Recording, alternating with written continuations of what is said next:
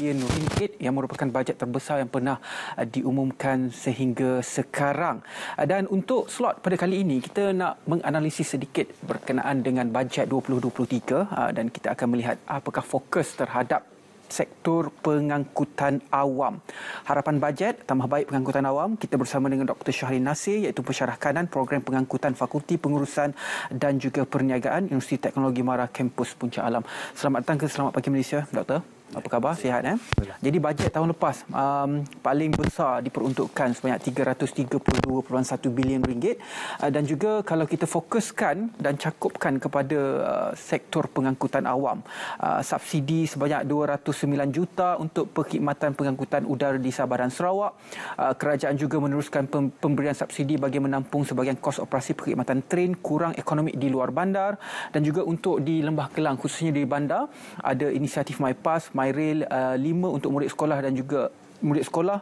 Selepas itu kerajaan juga menyediakan dana bernilai 80 juta yang dikelar sebagai dana bantuan sementara bas henti-henti untuk manfaat pengendali bas henti-henti, dan juga pelbagai lagi inisiatif kepada pengguna-pengguna pengangkutan awam khususnya di Lembah Kelang yang menggunakan tren dan sebagainya lah. Itu bersedikit mengenai bajet 2022 yang mencakupi sektor pengangkutan awam.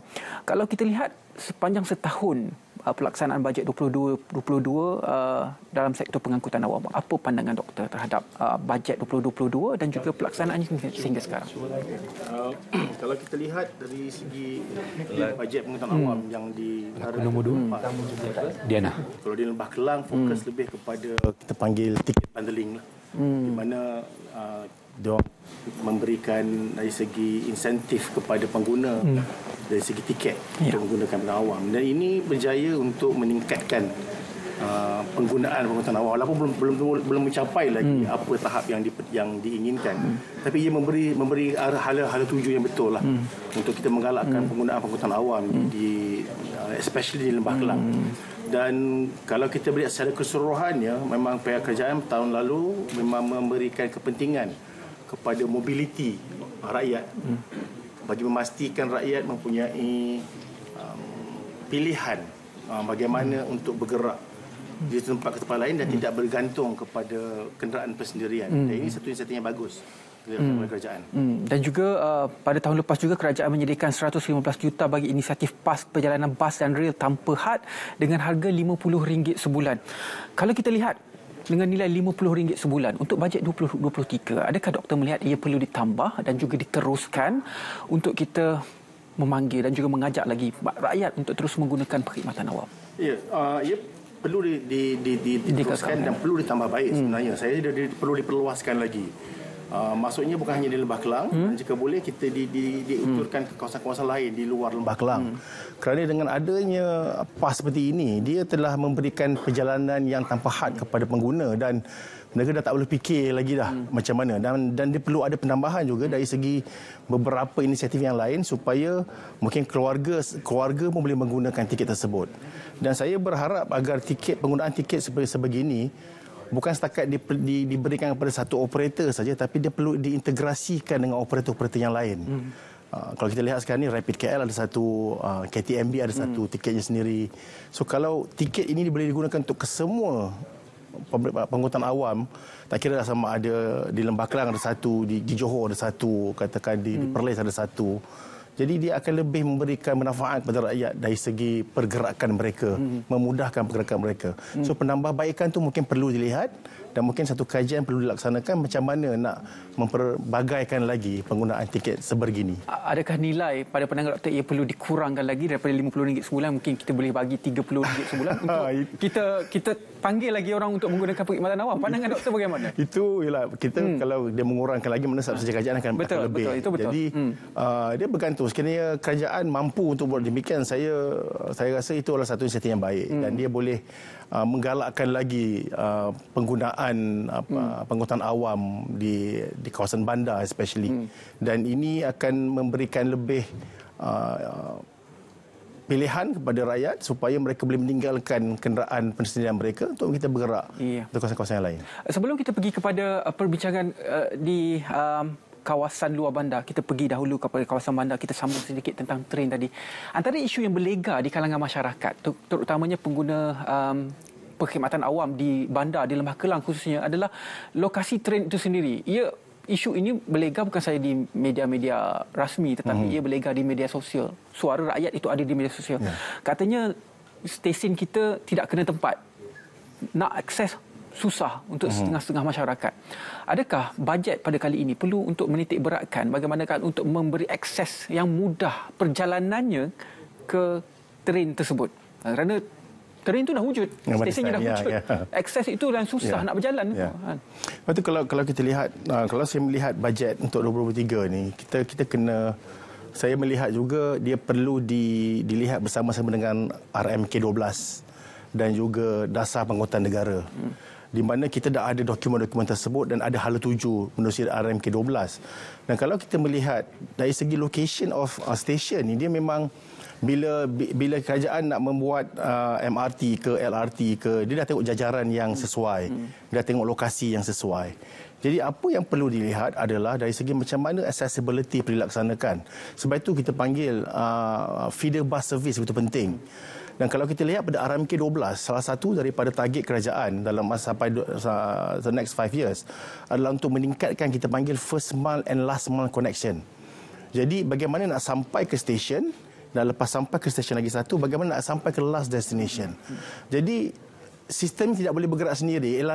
Kereta api tidak boleh berada dalam situasi bersendirian. Dia perlu ada intermodal dengan jalan raya, dengan road transport. Jadi first mile dengan last mile tu penting. Jadi kerajaan perlu melihat macam mana nak meningkatkan lagi feeder services tu.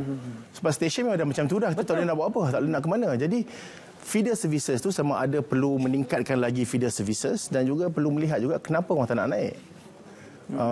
LRT jikanya accessibility itu satu masalah untuk orang sampai ke stesen, maka perlu ada satu keperluan untuk melihat bagaimanakah pengguna nak sampai ke stesen tersebut. Adakah hanya dengan bas saja ke perlu ataupun perlu ada servis yang lain yang mungkin bersesuaian dengan kehendak pengguna? Saya merasa kecekapan masa. Saya pernah berada di Amerika Syarikat pada satu ketika. Aplikasi untuk feeder bus begitu tepat. Katanya 85 minit sampai. Feeder bus akan sampai 85 minit. Tapi mungkin kita ada sistem tersebut, tetapi kelemahan dalam sistem tersebut bagaimana pula, Doktor? Di Malaysia ini sebab kita ada masalah dengan kesesakan jalan raya. Dan kita panggil macam apa yang Tuan Masih tadi adalah dari segi aplikasi journey planning. Betul. Kalau Rapid KL memang ada, dia panggil Pulse. Tetapi dia tidak ada real time. Dia bukan real time. Information tu ada tapi dia tidak ada real time. Kita tak tahu bas datang pukul berapa. Jadi itu satu maksudnya dia perlu mengintegrasikan ke semua sistem dan perlu ada satu apps di mana sekarang ni kita lebih melihat kepada kita panggil mobility, pergerakan supaya kita boleh plan mobility kita. Itu yang penting. Sekarang ni kita tidak dapat informasi bila feeder bus akan sampai. Train kita boleh manage, tak ada masalah. Tapi dari segi bas, kesesakan lalu lintas, bas akan berjalan sama dengan private vehicles. Jadi sebenarnya kita tengok pengangkutan awam ini tidak boleh selesai dengan hanya pengangkutan awam sahaja. Dia perlu ada juga ekosistem yang lain yang akan membuatkan kenderaan persendirian ini tidak begitu atraktif untuk orang bawa. Itu akan membantu, especially di bandar lah. Okey. Itu tentang di bandar. Kalau nak cerita tentang di bandar ni, kita akan boleh panjangkan lagi. Tetapi kita perlu juga sentuh tentang aspek di luar bandar ini. Dalam bajet 2022, kerajaan menyediakan dana bernilai 80 juta yang dikelar sebagai dana bantuan sementara bas henti-henti untuk manfaat pengendali bas henti-henti. Fokus bajet ini adalah tertumpu kepada kawasan selain Lembah Kelang, terutama bandar-bandar kecil yang masih menggunakan bas sebagai pengangkutan awam. Untuk bajet 2023, adakah perkara ini perlu ditambah baik dari sistem pengangkutan awam bas henti-henti itu? Saya kira sekarang sudah pun menjadi orang makin kurang untuk menggunakan bas henti-henti di luar bandar terutamanya. Bas henti-henti, kerajaan menggunakan kita panggil sistem MyBus dipanggil. Saya rasa ada 4-5 bandar yang melaksanakan di Kangar, di Ipoh, di Seremban dan dana ini perlu diteruskan kerana walaupun kita melihat kawasan-kawasan luar bandar ini tidak sesibuk mungkin di kawasan bandar, tapi dia perlu juga, tapi dia mungkin kena cari satu mekanisme bagaimana kita nak melihat, menganalisa kita panggil user behavior di kawasan luar bandar ini. Semasa during pandemik kita melihat macam mana orang boleh bekerja dari rumah dan pattern pergerakan itu berubah. Sekali di kawasan luar bandar juga mungkin kita tak boleh menggunakan benda yang sama seperti di bandar. Kita perlu melihat bagaimana pergerakan mereka, apa yang mereka perlukan, bagaimana pergerakan, ke mana mereka pergi. Jadi dengan keadaan begitu, dan kita mungkin boleh membangun satu sistem pengangkutan yang mungkin bersesuaian dengan kawasan di luar bandar. Jadi perkara itu perlu dikaji dan perlu dilihat. Sebab tanpa data, tanpa fakta, kita tak dapat nak membangunkan sistem yang boleh memastikan pengguna di luar bandar dapat juga bergerak seperti mana mereka di Doktor mungkin juga boleh menyentuh sedikit tentang bagi accessibility bagi rakyat penduduk Sabah dan Sarawak terhadap sistem pengangkutan awam. Di Sabah dan Sarawak dia kalau di kawasan pedalaman tu yang saya tahu dia lebih kepada aviation, pada air transport, pergerakan. Dan saya melihat dengan adanya Pen Borneo Highway yang tengah dilaksanakan sekarang ini dan berkemungkinan akan siap totally 2028 nanti. Bila dah ada satu stretch highway daripada Sarawak mungkin sampai ke Sabah dan kawasan terang road untuk sampai ke kawasan pedalaman tu mungkin juga perlu juga dipertingkatkan. Jadi bila dah ada infrastruktur yang sesuai dan barulah services mungkin boleh dilaksanakan untuk memastikan di kawasan pedalaman Sabah dan Sarawak akan lebih accessible dengan menggunakan pengangkutan darat. Sekarang ini lebih kepada pengangkutan udara untuk mereka bergerak. Pandangan doktor pula bagaimana dengan pengangkutan awam yang mungkin kita akan tambah baik menerusi bajet 2023 ini dengan komitmen negara untuk mencapai SDG, terutamanya kalau kita lihat Sustainable Development Goals yang ke-11 iaitu Sustainable Cities dan juga Communities. Kalau kita lihat dari segi SDG 11 ni dia ada sustainable cities. Sustainable city ni salah satu daripada komponen adalah kita panggil smart city. Dan smart city ni komponen salah satu daripada smart city adalah smart mobility. So bagaimana kita nak gunakan gadget yang terbaru, bagaimana kita nak plan, kita panggil active travel, kita nak develop pedestrianisation, nak develop orang naik basikal, naik skuter, macam-macam perkara yang boleh dilaksanakan. Tapi kalau kita melihat penggunaan pengangkutan awam ini amat penting bagi memastikan orang boleh bergerak dan saya mengharap bukan setakat bas berhenti-henti saja kerajaan memikirkan, kena juga lihat dari segi bas ekspres, bandar ke bandar, pergerakan bandar ke bandar. Itu juga perlu dilaksanakan bagi memastikan rakyat boleh terus bergerak daripada bandar ke bandar. Okey, itu saja masa yang kita ada untuk kita bercakap mengenai apakah harapan bajet kita untuk sektor pengangkutan awam, terutamanya bajet yang akan dibentangkan pada minggu hadapan 7 hari bulan 10 dan kita ternanti-nantikan apakah bajet untuk kita menambah baik sistem perkhidmatan awam, pengangkutan awam ini. Terima kasih banyak-banyak Doktor. Dr. Syahrin Nasir, Pensyarah Kanan Program Pengangkutan Fakulti Pengurusan dan Perniagaan Universiti Teknologi Mara Kampus Puncak Alam. Terima kasih banyak-banyak Doktor. Baiklah, kita berehat seketika. Kita kembali selepas ini dalam Selamat Pagi Malaysia. Ada lagi slot yang berkaitan dengan bajet akan kami kongsikan kepada anda.